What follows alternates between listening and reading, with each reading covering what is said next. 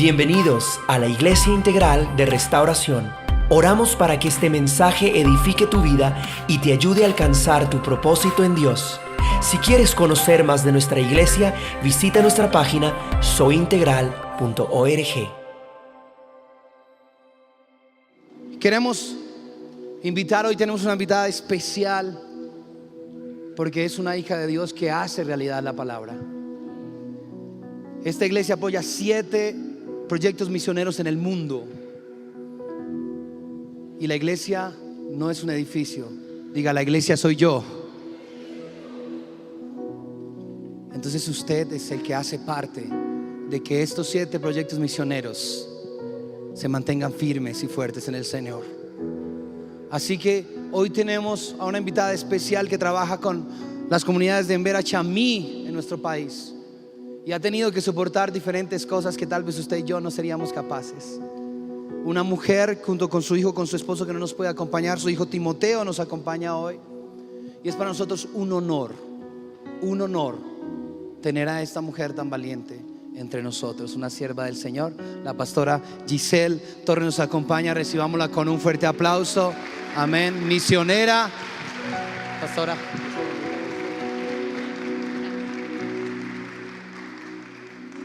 Bichisa Capauma.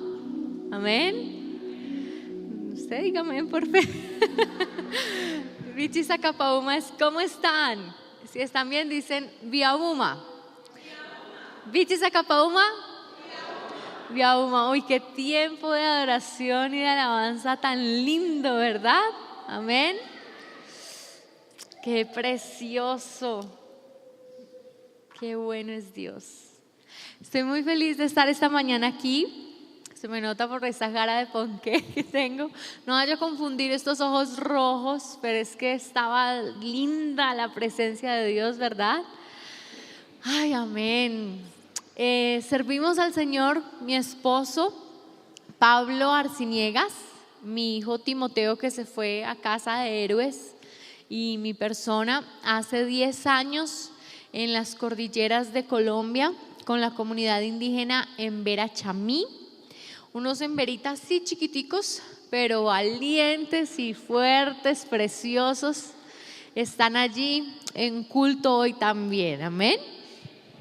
Nosotros tenemos que dar gracias a la iglesia por el apoyo que nos han dado mes a mes. Y cuando ustedes escuchen lo que Dios está haciendo en las montañas, sepan que no es una victoria de Pablo, Timoteo y Giselle. Es una victoria nuestra, es una victoria suya. Amén. Yo le doy gracias, me dijo el pastor Héctor, que milagrosamente han sobrepasado las metas que tenían de dar para que otros, que ustedes tal vez nunca van a conocer, pero que ustedes están dando para que otros conozcan. Y yo tengo que decirles gracias de todo corazón. Gracias. Enviaron unos regalos preciosos, hermosos los regalos que enviaron. Resulta que siempre servimos al Señor en 2 resguardos, en Córdoba, Sevilla. Y yo les conté el año pasado que vine, que nosotros teníamos un discípulo hace 10 años, Wilson, que él no creía en Jesús y Dios se le revela a través de un sueño. Y en el sueño él dice que Dios, la voz le dijo que todos tenían que conocerlo. Y él fue elegido cabildo local de su resguardo. Y la primera orden que dio es que todos podían escuchar la palabra de Dios. Hace 10 años. Pero nosotros empezamos a servir ahí en Córdoba y bueno, todo el proceso de adaptación. Y luego resulta que el año 2016, ya el año antepasado, nos iban a echar. En diciembre se reunieron los candidatos, porque ellos también tienen candidatos y los cabildos son elegidos por voto popular, y dijeron: los vamos a sacar de aquí. Si no queda un cabildo cristiano, el cabildo que quede elegido no va a destruir el templo, sino que lo va a usar para hacer cosas desagradables. Y resulta que Wilson, en enero, nosotros tuvimos que salir diciembre y enero porque estaba muy pesada la situación en la cordillera. Cuando volvimos nos tiene una gran noticia y él nos dice: fui elegido gobernador mayor, o sea, el jefe de todos los jefes de los resguardos. Y la primera orden que dio es: ustedes van a predicar en todos los resguardos. Amén. ¡Qué tremendo! Entonces, el año pasado pasamos de ser echados a ser bienvenidos en todos los resguardos. Y entonces pasamos de atender 80 niños a 500 niños. Y decíamos: Señor, necesitamos regalos, necesitamos ropita, ¿qué vamos a hacer? Y entonces hubo una iglesia que dijo: aquí estamos, nosotros respondemos. Y sus regalos fueron de tanta bendición. Yo quiero decirles gracias y quiero que se den un aplauso por ser una iglesia fiel. Amén. Quiero que vayamos a la palabra del Señor y nos deleitemos en lo que Él tiene para decirnos hoy. Amén. Padre bueno, tú estás en este lugar, Señor.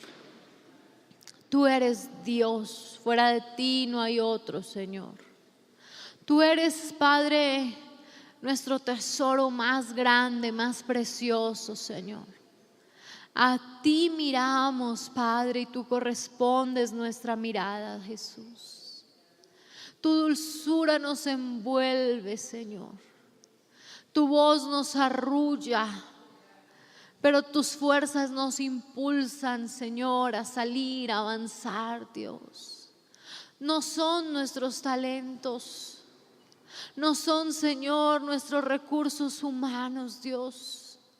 Es tu Espíritu Santo, tu preciosa palabra, la que nos habla, la que nos da la visión, las fuerzas, Señor. Y hoy queremos que tú nos hables, Padre. Pon en mí lengua de sabio para no decir torpezas, sino hablar tu bendita palabra, Señor. Háblanos, Dios de los cielos, en el nombre de Jesús. Amén y amén. Bueno, este año desde el año pasado estoy estudiando el Evangelio de Marcos. Y la última vez que vine yo les hablé de Lucas y les dije que Lucas le estaba escribiendo a los griegos y les hablé de la película 300. Algunos tal vez se acuerdan. Pero hoy vamos a leer el libro de Marcos y Marcos les escribe a los romanos. Cuando yo digo Roma o romanos, ¿qué imagen mental se le ocurre?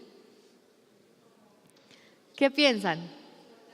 Soldados, un soldado con una escoba aquí, que era el disfraz de indígena, y de romano es el más visto en octubre porque es el más fácil.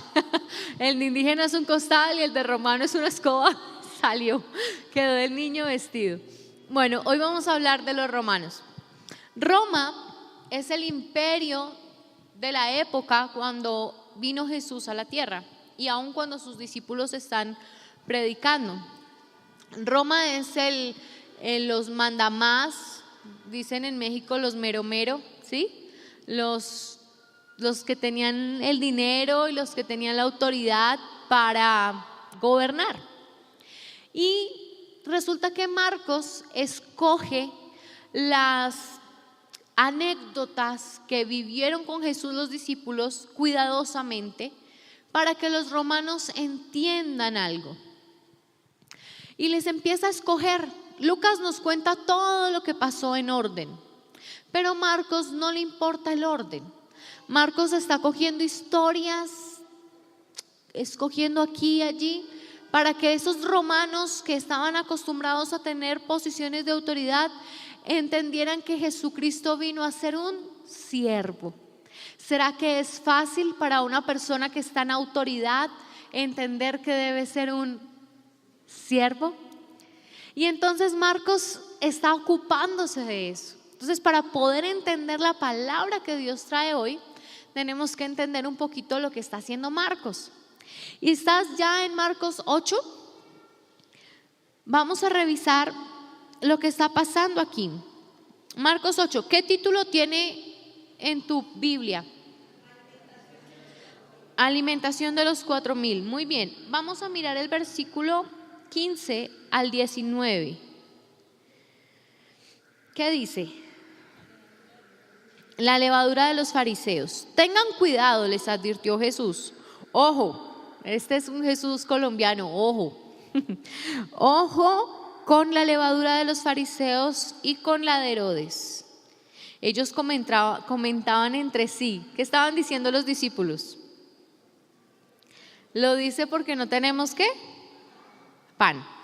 Al darse cuenta de esto, Jesús les dijo: ¿por qué están hablando de que no tienen pan? ¿Todavía no entienden? ¿Tienen la mente embotada?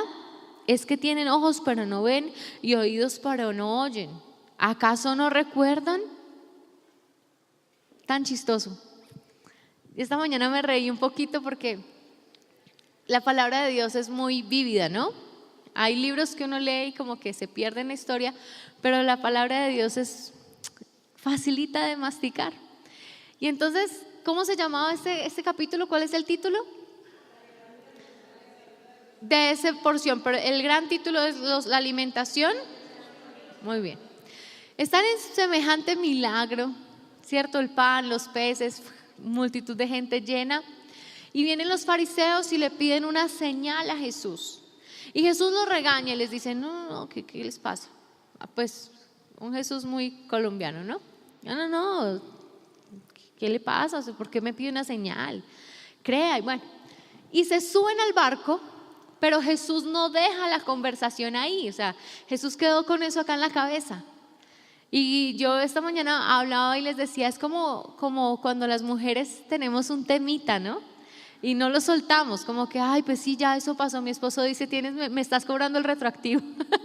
Entonces es uno, pero sí vio, ¿no? Y tal cosa. Y como que uno se queda hablando solo, soy la única mujer que le pasa, y se queda uno ahí.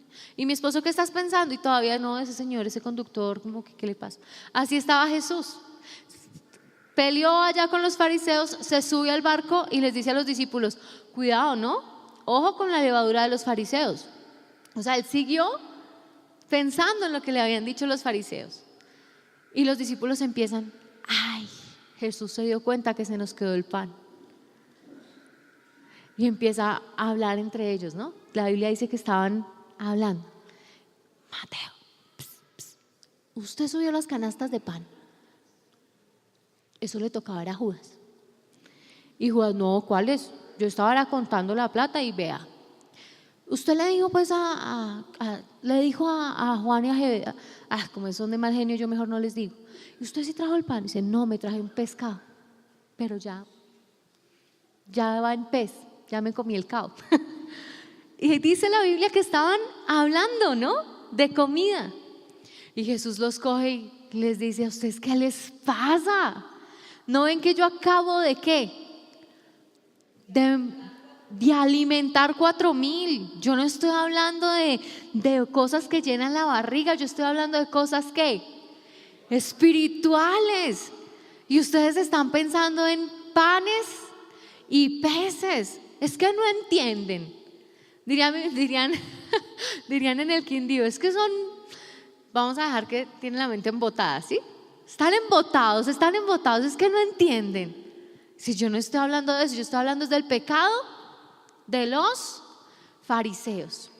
Ustedes todavía tienen su mirada en las cosas físicas, pero yo estoy hablando de cosas espirituales.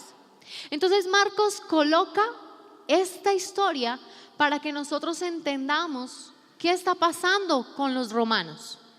Todavía están mirando las cosas materiales, pero no han visto aún lo espiritual. Y entonces Marcos sigue contándonos otra historia que tiene que ver con lo mismo. Vamos al versículo 21. ¿Qué dice el 21? Entonces concluyó, ¿y todavía no entienden? Cuando llegaron ¿a dónde? A Betsaida. Algunas personas le llevaron un ciego a Jesús y le rogaron que lo tocara. Él tomó de la mano al ciego y lo sacó fuera del pueblo después de ¿qué? De escupirle. Tampoco ortodoxo el Señor, ¿cierto? O sea, nosotros hoy en día con aceite ungido, que huela a Johnson, ¿sí? El que babas. Lo escupió. ¿Y habían comido qué? Pescado. Son detalles que me gusta mirar. Y resulta que le escupe y le pone las manos y le dice, ¿puedes ver? ¿Uno qué esperaría? Con semejante escupida y todo. Sí, Señor. Nosotros ¿qué vemos? Sí, y salta. Pero este bendito ciego es que no. Y le dice, se queda mirándolo Jesús y le dice, es que veo gente, pero parecen árboles que caminan. Entonces le puso de nuevo las manos sobre los ojos y el ciego ¿qué? Fue curado. Recobró la vista y comenzó a ver con toda claridad. Este milagro está a propósito, pegadito de ese texto. Tienen ojos, pero no ven. Marcos está diciendo, este ciego recibió el toque de Jesús. Recibió de tal manera las palabras que la saliva de Jesús le cayó. Está tan cerca de Jesús, pero todavía no veía claramente. Y entonces tuvo que Jesús nuevamente ¿qué? Tocarlo. Y lo que Marcos quiere decirnos es, tú ya recibiste a Jesús, ya recibiste el toque de Jesús, pero todavía no ves claramente. Es necesario entonces un segundo toque del Señor. Y el Señor te está diciendo, tú todavía estás pensando en comida, todavía estás pensando en beneficios físicos, pero no has entendido y no ves claramente que es Jesús el que te está tocando y que Él es más importante que el pan y los peces. Y entonces Marcos está diciendo que es necesario que miremos con claridad.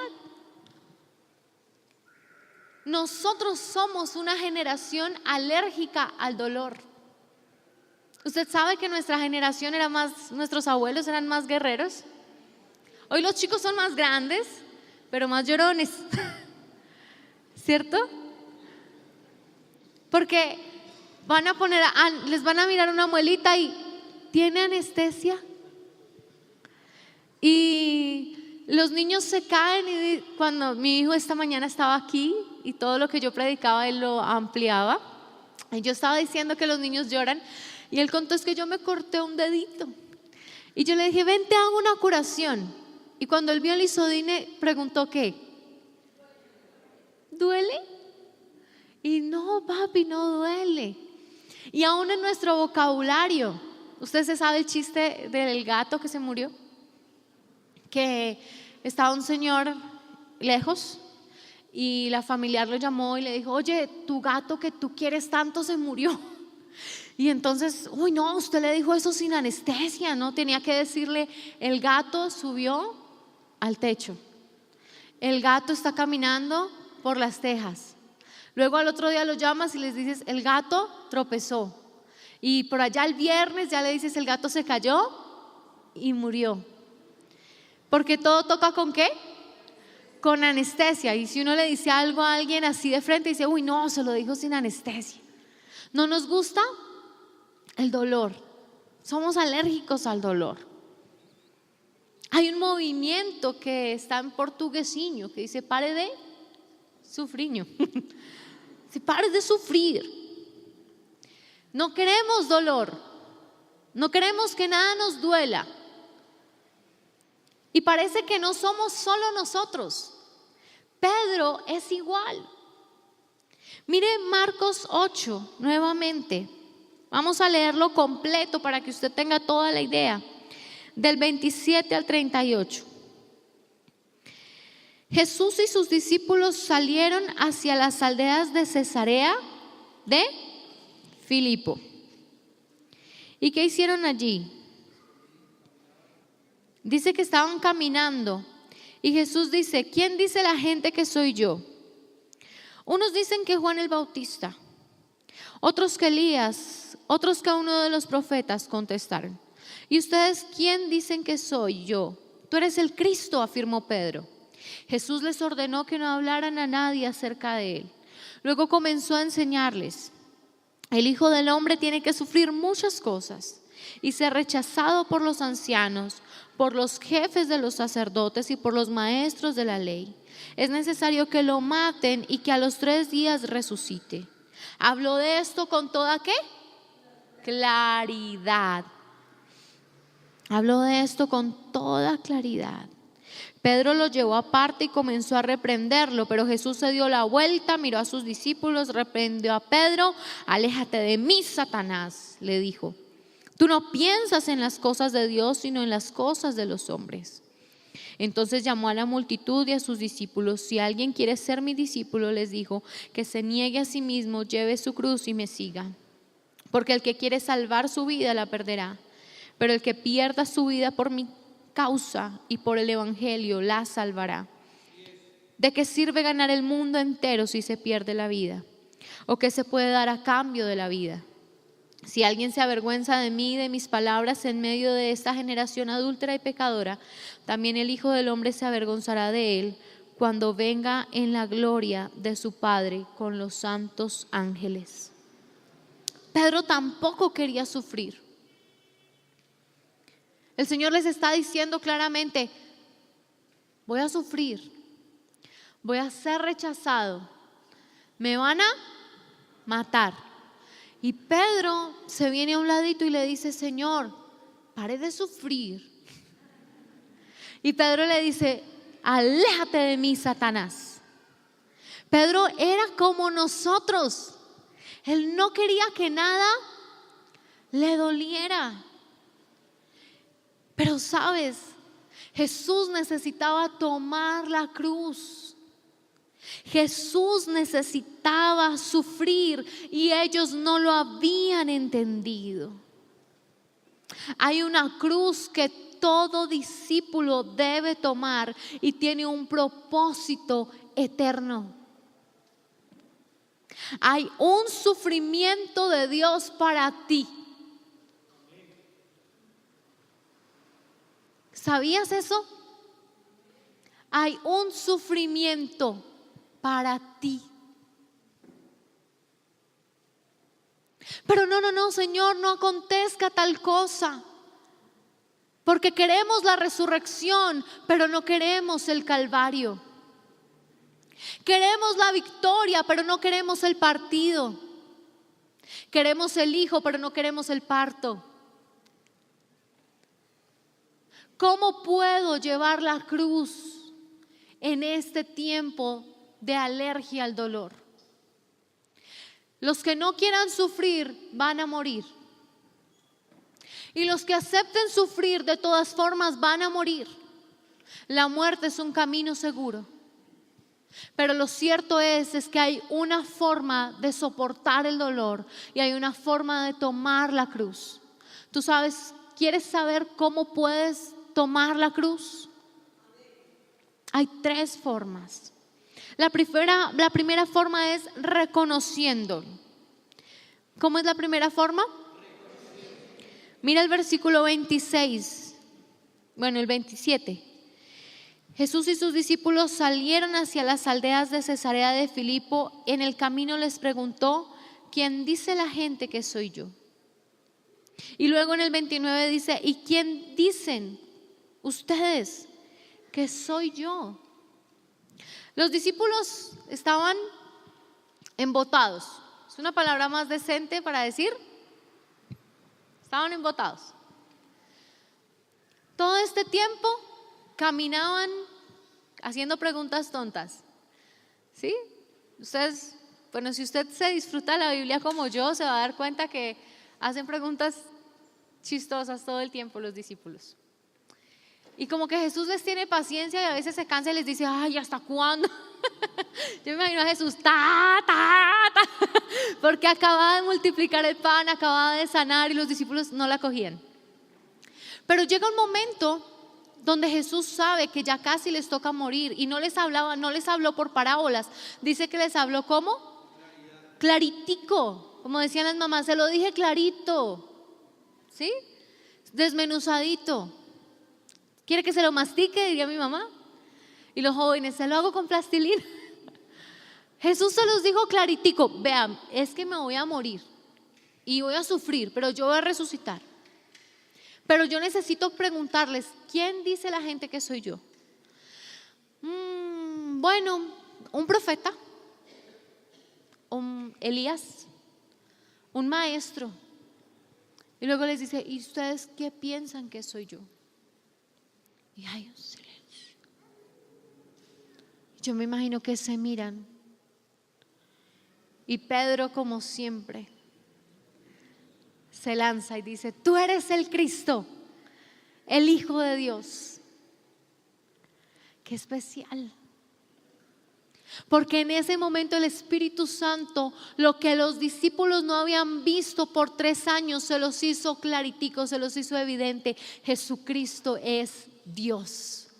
Él es Dios y es el Cristo, el Mesías, el enviado, el Salvador. Cuando Jesús iba a estar en la cruz, si ellos creían que Él era un profeta, iban a abandonar la fe. Cuando Jesús muriera, si ellos creían que Él solo era un maestro, ellos iban a dispersarse. Pero era necesario que ellos, para poder llevar el sufrimiento, reconocieran a Jesús como Salvador. Vienen momentos de dolor para tu vida, y no lo estoy diciendo como profeta, lo estoy diciendo porque es la vida. Porque no hay anestesia para el dolor emocional, porque no hay anestesia para los golpes que da la vida, no hay anestesia. Vamos a sufrir. Pero si tú reconoces que Jesucristo es tu Salvador, tú podrás llevar la cruz. Si hasta este camino, desde que entraste por primera vez a este lugar, a la iglesia, hasta ahorita tú piensas, este es uno de muchos caminos para llegar a Jesús, cuando venga el momento de dolor no vas a soportar. Si tú todavía piensas que tú puedes hacer meditación trascendental, prender velitas aromáticas para la suerte, orar al divino niño, abrazar los árboles, porque con una cosa y con la otra, si el árbol no contesta, el santo sí lo hace, y si no, pues medito, y la paz interior. Ya no es tiempo de decir Jesús es un maestro más, Jesús es un profeta. Todos los caminos conducen a Dios. Si tú todavía eres de los que dicen, no, pues los musulmanes con Alá, nosotros con Jehová, todos los caminos conducen a Dios. Cuando venga el momento de dolor, tú vas a retroceder. Porque lo único que te hace levantar y que te hace soportar la angustia, que te hace soportar el quebrantamiento, es doblegarte y desde el suelo mirar a lo alto y decir, pero tú eres mi Salvador. Pero tú eres mi Señor. Y me pareció chistoso y lo quiero repetir. En la película de la momia, ¿ustedes vieron la momia? ¿No? ¿Solo yo pequé? Bueno, en la momia 1, cuando ella sale del sarcófago así toda con los huecos, ¿sí? Ella se encuentra con un señor que es como un guía turístico pobre, o más bien interesado, y él tiene los collares, tiene collares de todas las religiones. Tiene la media luna fértil de los musulmanes, tiene la estrella de David, tiene la cruz de los cristianos, y empieza a mostrarle cosas a ver con cuál puede reprenderla. ¿Sí lo vieron? Hasta que la momia dice, ay, tú eres la lengua de los hebreos, no sé qué. Ahí yo apagué, yo de ahí no supe que seguía. Pero no podemos ser nosotros iguales. No podemos tener en nuestro corazón 101 dioses, 101 creencias. Confío en lo que Dios va a hacer por mí, pero ¿qué dice el horóscopo? Creo en el Señor Jesucristo, pero en Facebook sale, averigua el significado de tu nombre. Ay, clic. Y yo me entero porque dice, para saber el resultado compártelo a 20 amigos. Y entonces me llegan 20 invitaciones de algunos de ustedes con sus nombres. Y yo, ¿qué importa qué dice la astrología de tu nombre? Si Jesucristo lo conoce, con eso basta. Y entonces hago trampa y cositas. No, es necesario que no claudiques más. Es tu Dios, es tu Cristo. A un solo Dios servirás. Cuando llegue el momento de la angustia, cuando llegue el momento de dolor,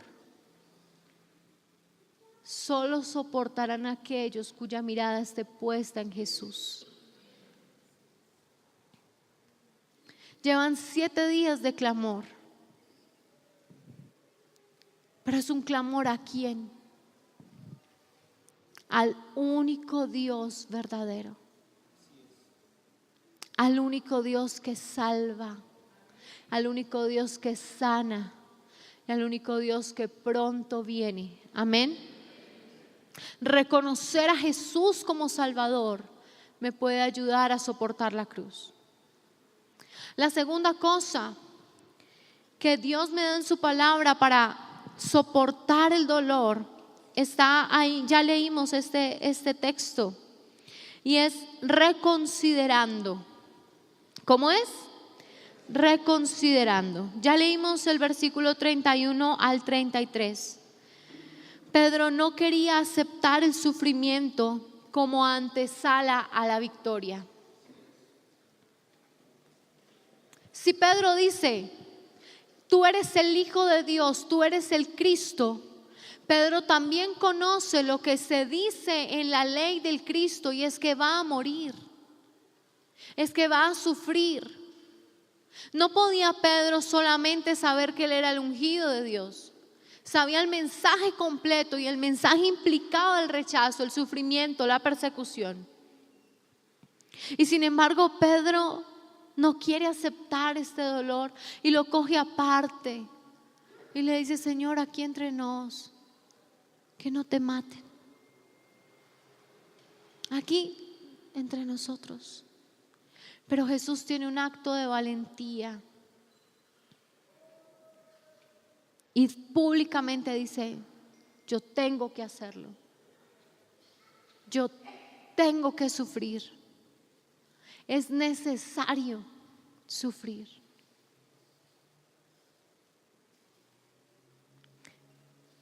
Y yo sé que no es fácil, pero sabes, hay momentos donde tú sabes que el sufrimiento es necesario. Mi esposo y yo servimos en una comunidad indígena hace 10 años, entre los Embera Chamí.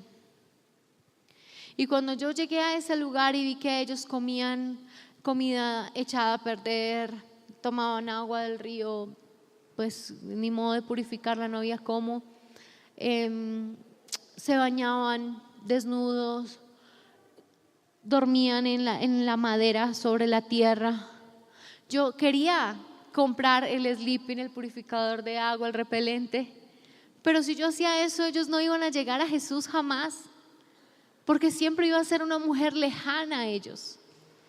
Yo sabía que tenía que sufrir, pero que era necesario. Y sabes, todavía pasan algunas cosas. El año pasado les contamos cómo murió nuestro segundo hijo. Y pasan cosas que te hacen doblegar, que te enfermas, que una cosa, que la otra. Y mi abuelita vive aquí en Bogotá, yo soy bogotana. Y me dice, mija, ¿a usted quién le lavó el cerebro? Si le sale un trabajito bueno aquí en Bogotá, usted se viene. Porque ella no entiende que me es necesario sufrir. Pero no queremos sufrir. Y Dios te está diciendo, suelta esa relación que no te conviene. Y tú lo miras y le dices, me va a doler. Y el Señor te dice, sí. Deja de hacer ese negocio donde estás ganando usura. Señor, pero es que ya me metí en la hipoteca y tengo esto que pagar, pero tú sabes que tú estás ganando, pero le estás quitando a otros. Señor, ¿y me va a doler? Sí. Y entonces como que nos vamos a la oración en privado y le decimos, ay no, que eso no se muera. Y hacemos oraciones del tipo, Señor, conviértelo. Señor, yo voy a seguir ganando ese dinero así, pero yo lo voy a repartir a los pobres, a los Robin Hood. Y empezamos a hacer trueques con Dios así en silencio, chiquitico, para que no me duela. Pero entonces es momento de levantarte y decirte, reprendo, Satanás. Y yo no sé qué has estado clamando todos estos 7 días. Pero tú tienes que reconsiderar que el dolor es necesario para resucitar. Si no hay muerte, no hay resurrección.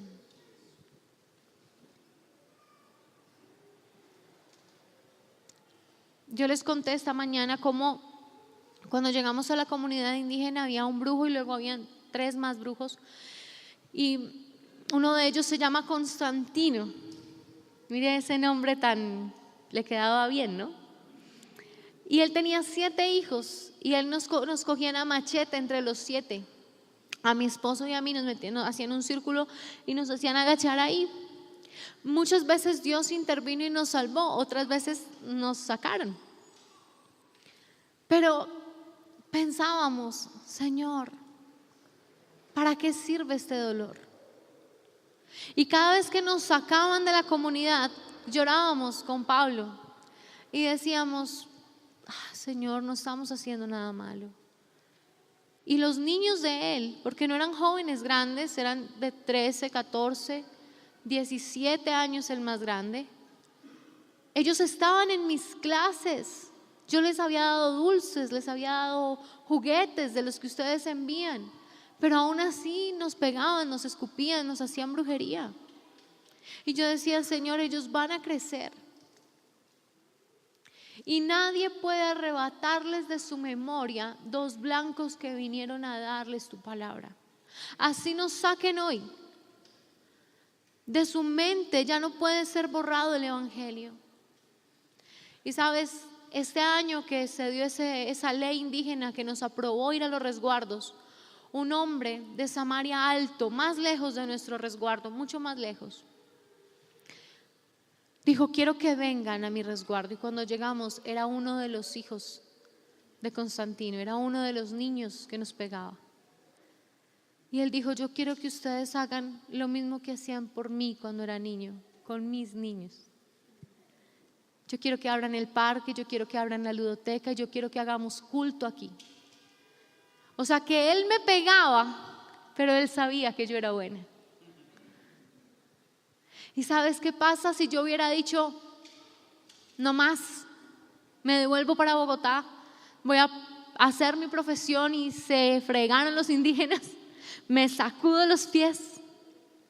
Pero hay un momento donde en medio del dolor yo tengo que reconsiderar para qué es este dolor. Pedro no quería sufrir, pero él no se estaba dando cuenta que si Cristo no moría, no había salvación para mí, para ti. Yo no quiero sufrir, pero si no sufro, hay una comunidad de emberitas que necesitan a Jesús. Y tú estás evadiendo el sufrimiento y no has visto que Dios puede usar ese sufrimiento para que otros lleguen a Jesús. Yo no entendí en 2015 por qué Dios permitió que mi hijo muriera en la comunidad indígena. Lo entendí el año pasado, cuando pude predicarle casi a 7 mujeres que también habían perdido su hijo. Nadie entiende qué dolor es. Así digan, lo siento, nadie entiende ese dolor y es mejor que se quede callado. Perdóneme que yo le diga, pero a veces dicen unas charadas. Me decían, tranquilo, usted está joven, Dios le da otro. ¿Y qué? ¿Con ese reemplazo el otro o qué? Era ilógico, pero uno está tan triste que se queda.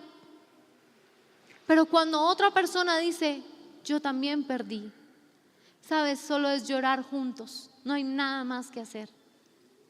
Pero mi dolor sirvió para sanar a otros. Y tú no quieres sufrir, pero sin sufrimiento no hay resurrección. Lo que tú estás sufriendo tiene un propósito eterno. Lo que tú has sufrido, si lo entregas en manos de Dios, tiene propósito para ayudar a otros.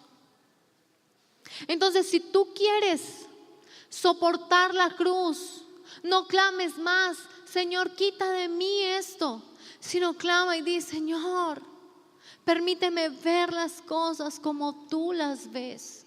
¿Para qué estás? O sea, si quieres preguntarle por qué, también, amén, pregúntale. Yo soy partidaria de los porqués, pero reconsidera tu dolor. Reconsidera que todos esos antecedentes tristes de angustia no les eches tierra, porque siempre, ustedes saben que los antecedentes son zombies. Uno les echa tierra y sacan la mano. Pero qué bueno que cuando saquen la mano ya no tengan gusanos, sino que sea una mano que pueda ayudar a otros. Tu dolor de ayer es la esperanza de otros hoy. Cuando venga el momento de dolor, tú lo vas a poder soportar si reconoces que Jesús es tu Salvador y si reconsideras para qué es el dolor. El tercer punto de cómo puedes tomar la cruz es rindiéndote. Puedes decir, yo me rindo. Si hubiera dicho, soy más que vencedor, toda la iglesia lo hubiera dicho. Pero decir yo me rindo no es fácil.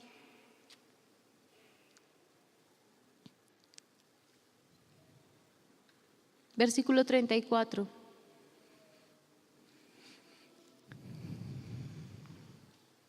Jesús le dice a Pedro, aléjate de mí, Satanás, tú no piensas en las cosas de Dios, solo en las de los hombres.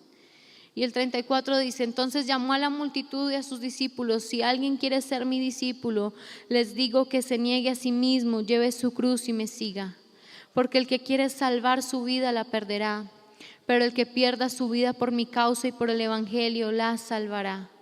¿De qué sirve ganar el mundo entero si se pierde la vida? ¿O qué se puede dar a cambio de la vida? Si alguien se avergüenza de mí y de mis palabras en medio de esta generación adúltera y pecadora, también el Hijo del Hombre se avergonzará de él cuando venga en la gloria de su Padre con sus santos ángeles. Rendirse. A nosotros no nos enseñaron a rendirnos. Yo fui adoctrinada con retroceder nunca, rendirse jamás, 1, 2, 3, 4. Esas eran de Van Damme, ¿no? Y bailaba. No nos rendimos. Nos pueden tener la llave y se rinde, no. Y empiezan a hacernos cosquillas, se rinde, no. No nos rendimos. No es sino que vea una discusión de una parejita joven en la calle y ella sabe que él tiene la razón, pero ¿qué? No, pues es que parece una corrida de toros. No me rindo.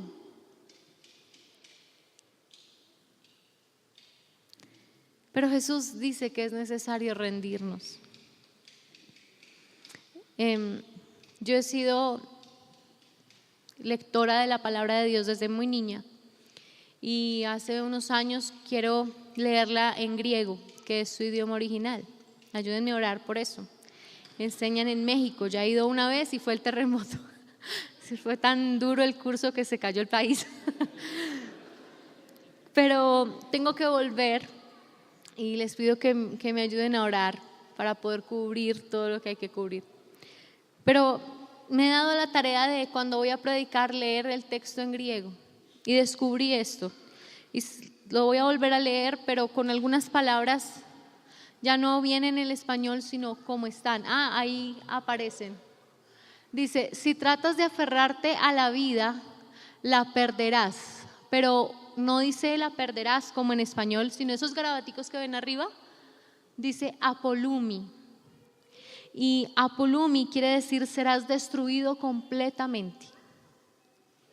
Entonces dice, entonces llamó a la multitud: si tratas de aferrarte a la vida, serás destruido completamente. Pero si entregas tu vida por mi causa y por causa de la buena noticia, la salvarás. Que significa sozo. O sea que puede ser soso. Es vida, salvación, eternidad. Dios te está diciendo, ¿te quieres aferrar a lo que tú amas, que no es mío? Vas a ser destruido. Pero si sueltas aquello a que te aferras, vas a ser salvo. Y dice, ¿qué beneficio obtienes si ganas Kerdaino? ¿Lo ven arriba? ¿Sí está? Kerdaino significa ganancias materiales. ¿Y qué beneficio obtienes si tienes todas las ganancias materiales del mundo entero, pero pierdes tu propia alma? ¿Hay algo que valga más que tu alma? Entonces, ¿se acuerdan que Marcos les está diciendo, ustedes piensan en el pan y en los peces? Pero yo quiero que vean con claridad. Si ustedes se ocupan en esta vida por trabajar y ganar riquezas y acumular bienes materiales, ustedes van a ser destruidos completamente. Porque donde esté su tesoro, allí estará su corazón. Y ojo, no estoy diciendo que los cristianos tienen que ser pobres, no estoy diciendo que tienes que entregar tu casa y tu empresa, no estoy diciendo nada de eso. Estoy diciendo es que si tu vida entera trabajas para acumular, para aparentar, tú serás destruido completamente. Si te aferras a esas cosas que Dios no quiere para ti, tú serás destruido completamente. ¿Y con qué comprarás tu alma? ¿Será que todo el dinero que tú ahorres o la ropa que tú te pones puede comprar la limpieza de tu alma? Tú puedes aparentar con ropa, blanqueamiento de dientes, queratina en el cabello, boobies, puedes aparentar perfume, pero Dios te ve tal y como estás. Y Él te está diciendo, no te aferres a esas cosas, porque eso va a destruirte. Te dice, suéltalas. Yo utilizo el sufrimiento para darte vida. Jesucristo sufrió para darnos vida eterna. Y aún en tu vida hay sufrimiento para que tú conserves la salvación. Y tal vez tú estos 7 días has clamado y has dicho, Señor, quita de mí esta situación, por favor, ya, no puedo más. Pero el Señor te dice, tú sí puedes. Y tú no te estás dando cuenta, pero en este proceso yo te estoy lavando, y en este dolor yo te estoy salvando, y en este dolor yo te estoy acercando a mí. Y este es el año más cerca de Dios. Yo no he orado tanto como oré a partir del 17 de septiembre del 2015 que murió mi niño. Nunca hemos estado tanto tiempo intercediendo como en diciembre del 2016 que nos iban a echar de la comunidad. Y lo que para mí es sufrimiento, hoy es mi mayor victoria. El sufrimiento no es un plan satánico, al contrario. Cuando Satanás quiere enjaularte en una jaulita de oro, tienes que decirle, te reprendo, Satanás. Pero mira qué especial, cómo termina esto. Dice aquí la palabra del Señor, si te avergüenzas de mí y de mi mensaje en estos días de adulterio y de pecado, el Hijo del Hombre se avergonzará de ti. Yo puedo hacer una lista de pecados hoy, pero el asunto es, ¿lo que estás haciendo avergüenza a Dios? Esa palabra, esa acción, ese vestuario, esa inversión, esa mirada, ¿exalta a Jesús o lo avergüenza? Ese es el resumen de todo. Y eso que avergüenza a Jesús, Dios está permitiendo que tú sufras para que lo sueltes. Y no importa si nadie te conoce en Facebook por tu nombre. Cuando Jesús venga, Él no se va a avergonzar de ti. Qué especial.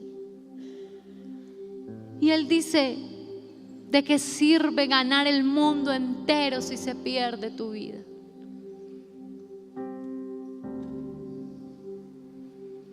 Qué tremenda palabra.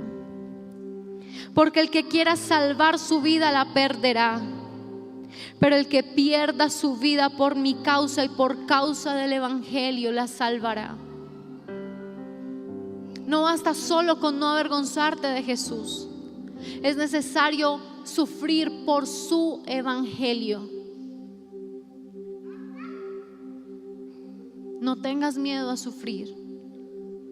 Hay victoria después de la muerte. Somos una familia, mi esposo, mi hijo de 5 años y yo, para atender 6 resguardos. Cuando llegamos al campo misionero yo tenía 20 años. ¿Dónde están aquellos jóvenes que dicen: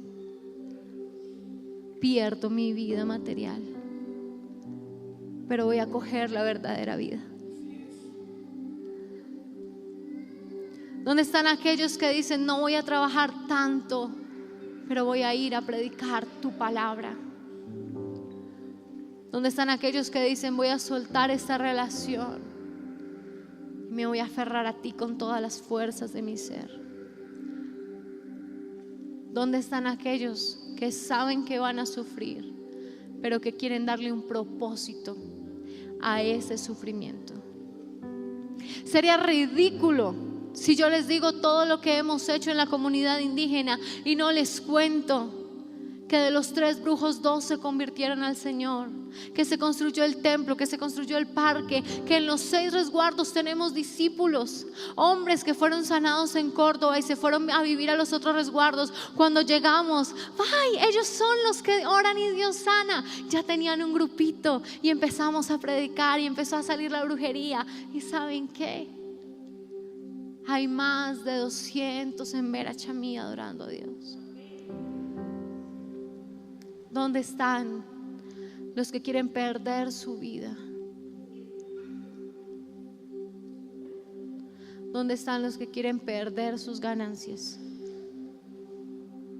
¿Dónde están los que dicen: yo quiero sufrir por tu palabra? Y cuando estés en medio de los machetes, cuando estés en medio de la muerte, cuando estés en medio del hambre, de la escasez, mirarás al cielo y te encontrarás los ojos de Jesús, mirada con mirada, y su sonrisa lo valdrá todo. Inclina tu rostro. Oramos para que este mensaje haya sido de bendición para ti. Si deseas escuchar más mensajes como este, visita nuestra página soyintegral.org. Iglesia Integral de Restauración. Amamos a las personas, amamos a Dios.